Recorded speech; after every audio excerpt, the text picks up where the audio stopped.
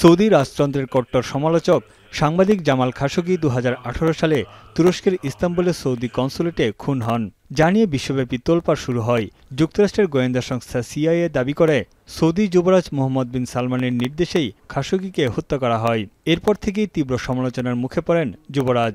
যুক্তরাষ্ট্রের সঙ্গেও সৌদির সম্পর্ক ঠেকে তলানিতে। সেই হত্যাকাণ্ডের 7 বছর পর প্রথমবারের মতো যুক্তরাষ্ট্র সফরে সৌদি যুবরাজ মোহাম্মদ বিন সালমান নিজেকে শান্তির মধ্যস্থতাকারী হিসেবে উপস্থাপন করছেন তিনি। সফরে হোয়াইট হাউসের কূটনীতিক এবং ওভাল অফিসে মার্কিন প্রেসিডেন্ট ট্রাম্পের সঙ্গে বৈঠক করবেন তিনি। ঊর্ধ্বতন কর্মকর্তাদের সঙ্গে মধ্যাহ্নভোজ শেষে ট্রাম্পের সঙ্গে আনুষ্ঠানিক ডিনারে অংশ নেবেন সৌদি প্রিন্স। এই সফরে সৌদি আরবের অন্যতম লক্ষ্য 48টি F-35 যুদ্ধবিমান কেনার বিষয়ে যুক্তরাষ্ট্রের সঙ্গে চুক্তি। এছাড়া সৌদির নিরাপত্তা নিশ্চয়তা, কৃত্রিম বুদ্ধিমত্তা প্রযুক্তি সহায়তা এবং বেসামরিক পারমাণবিক কর্মসূচির বিষয়ে সহায়তা চাওয়া হবে।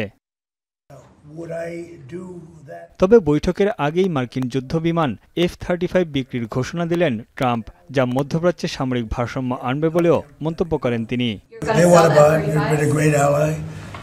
They've got to like us very much.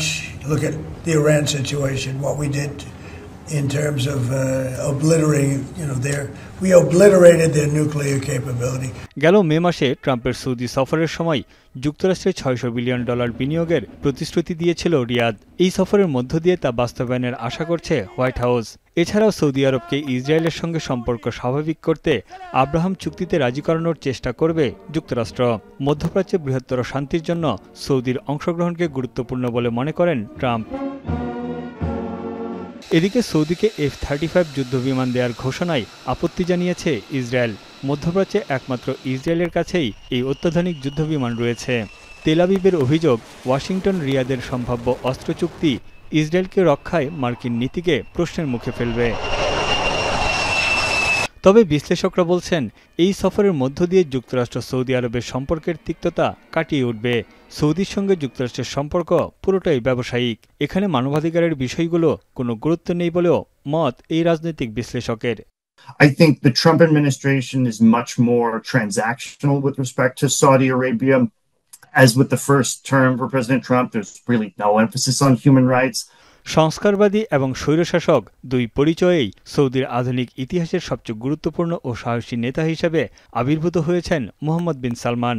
ইরানের সঙ্গে সম্পর্ক পুনরুদ্ধারের পাশাপাশি গাজার যুদ্ধবিরতির জন্য চাপ দেওয়া এবং সিরিয়াকে আরব অঞ্চলে স্বাগত জানানো সহ নানা পদক্ষেপ নিয়েছেন তিনি। তানভীর জনি, এখন বিশ্ব।